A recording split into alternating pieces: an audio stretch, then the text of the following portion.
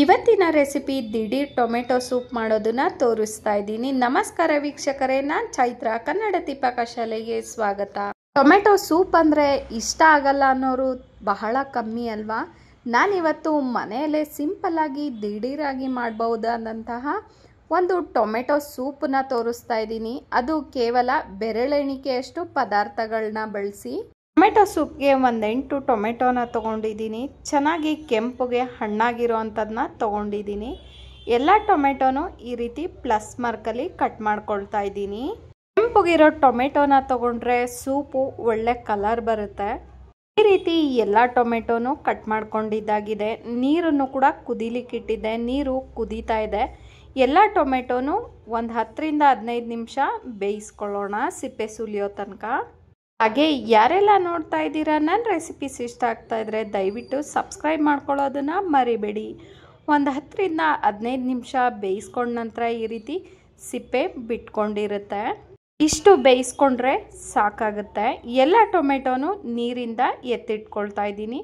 ನಂತರ ಟೊಮೆಟೊನ ತಣಿಸ್ಕೊಂಡು ನಾವು ಇದನ್ನು ರುಬ್ಕೊಳ್ಬೇಕಾಗುತ್ತೆ. ಎಲ್ಲ ಸೂಪ್ಗಳಿಗಿಂತನೂ ಟೊಮೆಟೊ ಸೂಪು ತುಂಬಾ ರುಚಿ ಇರುತ್ತೆ ಅಲ್ವಾ? ನಿಮ್ಗೇನು ಅನಿಸುತ್ತೆ? ಎಲ್ಲ ಟೊಮೆಟೊನು ತಣಿಸ್ಕೊಂಡ ನಂತರ ಒಂದು ಮಿಕ್ಸಿ ಜಾರ್ಗೆ ಹಾಕ್ಕೊಂಡು ನುಣ್ಣಗೆ ರುಬ್ಕೊಳ್ಬೇಕಾಗುತ್ತೆ. ಸಿಪ್ಪೆನ ಬೇಕಾದರೆ ತೆಗೆದು ಕೂಡ ರುಬ್ಬೋದು. ಈ ರೀತಿ ನುಣ್ಣಗೆ ರುಬ್ಕೊಂಡಿದ್ದಾಗಿದೆ. ಒಂದು ಪಾತ್ರೆಗೆ ಒಗ್ಗರಣೆಗೆ ತಕ್ಕಷ್ಟು ಎಣ್ಣೆನ ಹಾಕ್ಕೊಳ್ಳೋಣ. ಎಣ್ಣೆ ಚೆನ್ನಾಗಿ ಬಿಸಿ ಆದ ನಂತರ ಒಂದು ಸಣ್ಣದು ಪಲಾವ್ ಎಲೆನ ಹಾಕ್ಕೊಳ್ತಾ ಇದ್ದೀನಿ. ಹಾಗೆ 1 ಕಪ್ಪಷ್ಟು ಸಣ್ಣಗೆ ಹೆಚ್ಚಿರುವಂತಹ ಈರುಳ್ಳಿನ ಹಾಕ್ಕೊಳ್ತಾ ಇದ್ದೀನಿ.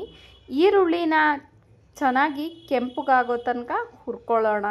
ಪಲಾವ್ ಎಲೆನ ಹಾಕೋದ್ರಿಂದ ಒಳ್ಳೆ ಪರಿಮಳನೂ ಬರುತ್ತೆ, ರುಚಿನೂ ಕೂಡ ತುಂಬಾ ಚೆನ್ನಾಗಿರುತ್ತೆ. ಈರುಳ್ಳಿನ ಸ್ವಲ್ಪ ಕೆಂಪುಗಾಗೋ ತನಕ ಹುರ್ಕೊಂಡ ನಂತರ 1 ಸ್ಪೂನಷ್ಟು ಶುಂಠಿ ಬೆಳ್ಳುಳ್ಳಿ ಪೇಸ್ಟ್ನ ಹಾಕ್ಕೊಂಡು 1-2 ನಿಮಿಷ ಚೆನ್ನಾಗಿ ಹುರ್ಕೊಂಡು ನಂತರ ರುಬ್ಬಿರುವಂತಹ ಟೊಮೆಟೊನ ನಾನು ಈ ರೀತಿ ಸೋಸ್ಕೊಳ್ತಾ ಇದ್ದೀನಿ.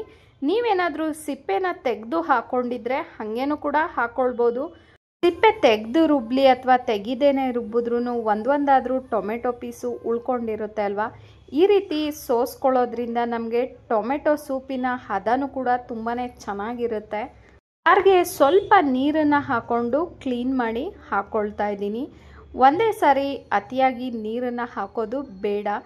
ಹದನ ನೋಡಿಕೊಂಡು ಎಷ್ಟು ಬೇಕೋ ಅಷ್ಟು ನೀರನ್ನು ಸೇರಿಸ್ಕೊಳ್ಬೋದು. ಈ ರೀತಿ ಚೆನ್ನಾಗಿ ನುಣ್ಣಗೆ ಸೋಸ್ಕೊಂಡಿದ್ದಾಗಿದೆ. ಬೀಜ ಮಾತ್ರ ಈ ರೀತಿ ಆಚೆ ತೆಕ್ಕೊಂಡ್ರೆ ಟೊಮೆಟೊ ಸೂಪನ್ನ ಕುಡಿಯುವಾಗ ಬಾಯಿಗೆ ಟೊಮೆಟೊ ಹಣ್ಣಿನ ಬೀಜ ಸಿಕ್ಕಿದ್ರೆ ಚೆನ್ನಾಗಿ ಅನಿಸಲ್ಲ ಅಲ್ವಾ? ತುಂಬಾ ಗಟ್ಟಿ ಇರೋದ್ರಿಂದ ನಾನು ಇದಕ್ಕೆ 3 ಕಪ್ಪು ನೀರನ್ನು ಹಾಕ್ಕೊಳ್ತಾ ಇದ್ದೀನಿ. ಚಳಿಗೆ ಈ ರೀತಿ ಹಿತವಾಗಿ ಒಂದು ಸೂಪ್ ಇದ್ರೆ ಎಷ್ಟು ಚೆನ್ನಾಗಿ ಅನಿಸುತ್ತೆ ಅಲ್ವಾ? 3 ಕಪ್ಪು ನೀರನ್ನು ಹಾಕಿದ್ರಂತ ಟೊಮೆಟೊ ಸೂಪು ಈ ರೀತಿ ನೀರಾಗಿರುತ್ತೆ. ಇವಾಗ ನಾನು ಇದಕ್ಕೆ ರುಚಿಗೆ ತಕ್ಕಷ್ಟು ಉಪ್ಪನ್ನ ಹಾಕ್ಕೊಂಡು ಚೆನ್ನಾಗಿ ಕುದಿಸ್ಕೊಳ್ತಾ ಇದ್ದೀನಿ. ಈ ರೀತಿ ಟೊಮೆಟೊ ಸೂಪು ಚೆನ್ನಾಗಿ ಕುದೀತಾ ಇರುವಾಗ 3 ಸ್ಪೂನು ಕಾರ್ನ್ಫ್ಲೋರ್ನ 1/4 ಕಪ್ಪು ನೀರನ್ನು ಹಾಕಿ ಚೆನ್ನಾಗಿ ಗಂಟಿಲ್ದಂಗೆ ಮಿಕ್ಸ್ ಮಾಡಿಬಿಟ್ಟು ಹಾಕ್ಕೊಳ್ಬೇಕಾಗುತ್ತೆ. ಸೂಪು ಒಂದು ಕುದಿ ಬಂದ ನಂತರನೇ ಕಾರ್ನ್ಫ್ಲೋರ್ನ ಹಾಕೋದ್ರಿಂದ ಟೊಮೆಟೊ ಸೂಪಿನ ಹದ ತುಂಬಾ ಚೆನ್ನಾಗಿ ಬರುತ್ತೆ. ಟೊಮೆಟೊ ಸೂಪ್ ಅಂತ ಅಲ್ಲ, ಯಾವುದೇ ಸೂಪ್ ಆಗಲಿ ಕುದಿಯುವಾಗ ಕಾರ್ನ್ಫ್ಲೋರ್ನ ಹಾಕೋದ್ರಿಂದ ಹದ ತುಂಬ ಚೆನ್ನಾಗಿರುತ್ತೆ ಸೂಪ್ದು. ಕಾರ್ನ್ಫ್ಲೋರ್ನ ಹಾಕ್ತಿದ್ದಂಗೆ ಇಷ್ಟು ಗಟ್ಟಿಯಾಗಿದೆ. ನಾನಿವಾಗ ಪಲಾವ್ ಎಲೆನ ತೆಗೆದಾಕೊಳ್ತಾ ಇದ್ದೀನಿ. ಹಾಗೇನೂ ಬಿಡ್ಬೋದು, ನಾನು ತೆಗೆದಾಕೊಳ್ತಾ ಇದ್ದೀನಿ. ಸೂಪು ಈ ರೀತಿ ರೆಡಿ ಆದ ನಂತರ ನಾನು ಇದಕ್ಕೆ 1.5 ಸ್ಪೂನಷ್ಟು ಮೆಣಸಿನ ಪುಡಿನ ಹಾಕ್ಕೊಳ್ತಾ ಇದ್ದೀನಿ. ನಿಮಗೆ ಬೇಕಂದರೆ 1 ಸ್ಪೂನು ಅಚ್ಕಾರದ ಪುಡಿ, 1 ಸ್ಪೂನು ಮೆಣಸಿನ ಪುಡಿನೂ ಕೂಡ ಹಾಕ್ಕೊಳ್ಬೋದು. ಸ್ವಲ್ಪ ಕೊತ್ತಂಬರಿ ಸೊಪ್ಪನ್ನ ಉದುರಿಸ್ಕೊಂಡು 4-5 ಎಲೆ ಪುದೀನ ಸೊಪ್ಪನ್ನ ಕಟ್ ಮಾಡಿದೆ ಹಾಗೆ ಹಾಕ್ಕೊಳ್ತಾ ಇದ್ದೀನಿ. ಅದರಿಂದ ಘಮ ರುಚಿ ಸೂಪುಗೆ ತುಂಬಾ ಚೆನ್ನಾಗಿರುತ್ತೆ. ಮೆಣಸಿನ ಪುಡಿ, ಕೊತ್ತಂಬರಿ ಸೊಪ್ಪು, ಪುದೀನ ಸೊಪ್ಪನ್ನ ಹಾಕೊಂಡ ನಂತರ ಚೆನ್ನಾಗಿ ಮಿಕ್ಸ್ ಮಾಡ್ಕೊಂಡಿದ್ದಾಗಿದೆ. ಕೊನೆಯದಾಗಿ 1 ಸ್ಪೂನು ಸಕ್ಕರೆನ ಸೇರಿಸ್ಕೊಳ್ತಾ ಇದ್ದೀನಿ. ಸಕ್ಕರೆನ ಹಾಕೋದ್ರಿಂದ ಟೊಮೆಟೊ ಸೂಪು ಹುಳಿ ಇದ್ದರೆ 1 ಸಮ ಆಗುತ್ತೆ. ಜೊತೆಗೆ 1 ಸ್ಪೂನ್ ಸಕ್ಕರೆ ಹಾಕೋದ್ರಿಂದ ಟೊಮೆಟೊ ಸೂಪ್ ರುಚಿ ತುಂಬಾ ಚೆನ್ನಾಗಿರುತ್ತೆ. ಸೂಪ್ ಜೊತೆಗೆ ಈ ರೀತಿ ಗರಿಯಾಗಿರುವಂತಹ ಬ್ರೆಡ್ ಪೀಸ್ ಇದ್ದರೆ ಎಷ್ಟು ಚೆನ್ನಾಗಿರುತ್ತೆ ಅಲ್ವಾ?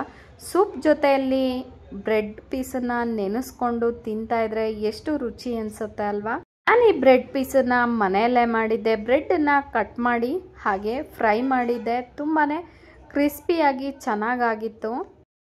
ಕೆಲವು ಪದಾರ್ಥಗಳನ್ನ ಬಳಸಿ ರುಚಿಯಾಗಿ ಮಾಡಿರುವಂತಹ ಈ ಸೂಪ್ನ ನೀವು ಕೂಡ ಒಮ್ಮೆ ಟ್ರೈ ಮಾಡಿ ನೋಡಿ. ಟೇಸ್ಟ್ ಹೇಗಿತ್ತು ಅಂತ ತಿಳಿಸೋದನ್ನ ಮರಿಬೇಡಿ. ವೀಕ್ಷಿಸಿದ್ದಕ್ಕಾಗಿ ಧನ್ಯವಾದಗಳು.